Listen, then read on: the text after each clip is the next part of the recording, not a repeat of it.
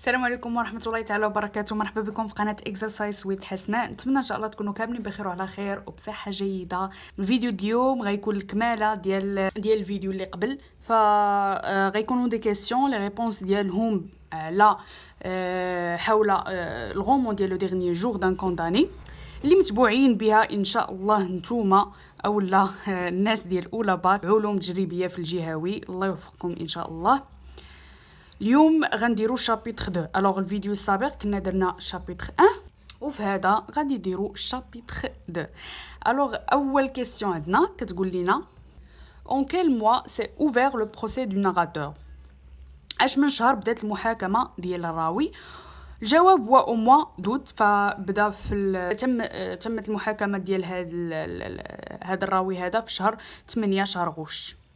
À quoi le narrateur a-t-il comparé les spectateurs؟ باش قارن لينا الراوي هذوك الناس اللي كانوا تيجيو وتيتجمعوا باش يتفرجوا في المسجونين، يعني اللي كان محكوم عليهم بالاعدام كانوا كيتفرجوا فيهم وهما كيتعدموا قدام عينيهم. فالجواب هو ادي كوربو، شبههم بالغربان، بحال دوك الغربان اللي كيبداو يتجمعوا على شي جوته ديال شي واحد منهم. فهذاك شي باش شبههم في هذا الشابيتر هذا. Depuis combien de jours le procès du narrateur a-t-il commencé؟ شحال من يوم باش بدات المحاكمة ديال الراوي ديال لو كونداني؟ الجواب هو depuis 3 jours، 3 ديال الأيام.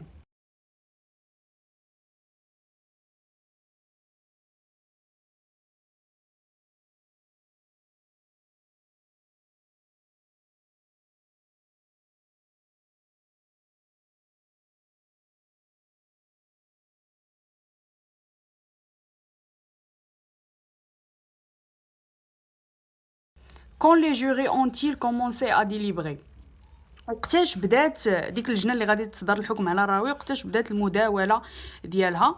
فالجواب هو لا نوي دو 3 جور، في ثالث نهار بالليل تما فين بداو كيتداولوا باش يعطيو القرار النهائي ويعطيو الحكم النهائي لهذاك الكونداني. Comment le narrateur a-t-il qualifié son sommeil profond du 3e jour؟ كيفاش وصف لينا الراوي داك النوم العميق اللي دخل فيه النهار الثالث؟ فاليومين الاولى الراوي ما قدرش ينعس حيت كان خايف وباقي مخلوع، كانوا مازال كيبحثوا في الجريمه ديالو وباقيين يتناقشوا الحكم اللي غادي يطبقوا عليه، فهو ما كانش قدر ينعس دوك اليومين لهذا السبب.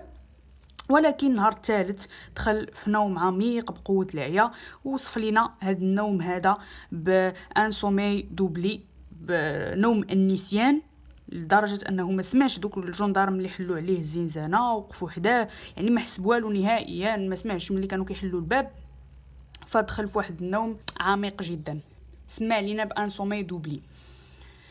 الوغ السؤال السابع، دو كومبيان دو بيرسوناج اي كومبوزي لو جوري؟ شحال من شخص كان في هذيك اللجنه؟ الجواب هو 12 جوري، 12 المحلف. Par quoi le narrateur est-il fasciné lorsqu'on vint le réveiller après son profond sommeil؟ قالك باش ندهش الراوي فاش جاو يفيقوه من داك النوم العميق اللي كان داخل فيه؟ الجواب هو باغ لو سوليل، باشعه الشمس، حيت كان في واحد الزنزانه اللي مظلمه وهما ملي حلوا عليه الباب دخلات ديك الاشعه ديال الشمس. À quelle salle le narrateur est-il conduit par les gendarmes؟ ملي جاو هذوك لي جوندارم اللي دخلوا عليه الزنزانه وتررن شمن قاعه داو هذاك لو كونداني؟ الجواب هو على سال دي اسيز، القاعه فين غادي يتصدر عليه الحكم. Quand le narrateur s'était-il aperçu qu'il n'avait plus de menottes؟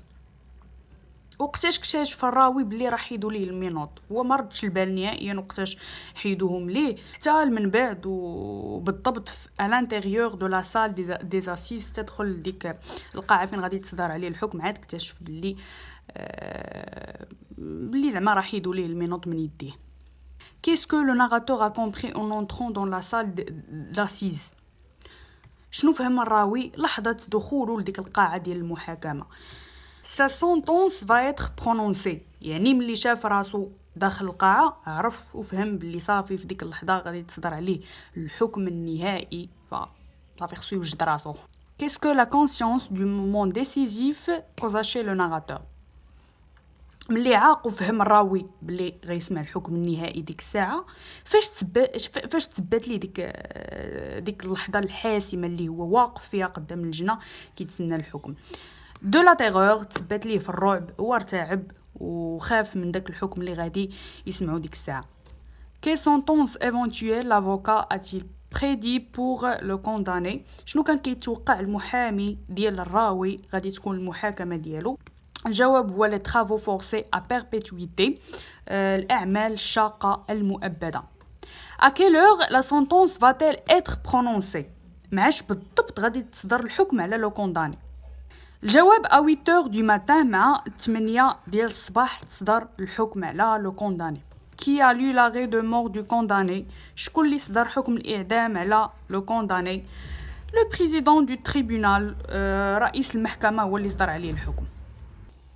Quelle peine le narrateur ne pouvait-il pas accepter en disant Pluton 100 fois la mort؟ شنو هي العقوبة اللي رفضها لو كونداني بشكل قطعي وقال عليها 100 مرة الموت؟ الجواب هما لي travaux forcés à perpétuité، الأعمال الشاقة المؤبدة. فهو كان كيفضل، قال لك كيفضل 100 مرة يموت على أنه يمشي ويدير هذوك الأعمال الشاقة للأبد، فكان واحد الأعمال صعب بزاف. Qu'est-ce qui était impossible d'après le narrateur؟ شنو الحاجة اللي كانت مستحيلة على حساب ما قال لنا لو كونداني؟ الجواب هو que les jurés prononcent la peine de mort. كان كيقول لنا باللي محال يعني وما يمكنش هاد القضاة بهاد الهيئة وفي هاد النهار الزوين ما يمكنش انهم يصدروا قرار بحال هذا اللي هو الإعدام على شي واحد. Après l'arrêt de mort, qu'est-ce que le condamné arrivait à dessiner entre le monde et lui؟ من بعد ما تصدر الحكم وسمع لو كونداني القرار النهائي والمصير ديالو، ولا كيعتبر انه كاينه شي حاجه ولات كتفصل بينه وبين داك العالم الخارجي فين عايشين الناس عادي، يعني فين عايشين الناس عادي هو عايش داخل في السجن. اذا لو كونداني ولا كيشوف ان بينه وبين العالم الخارجي اون كلوتور اللي هو بالعربيه واحد الحاجز.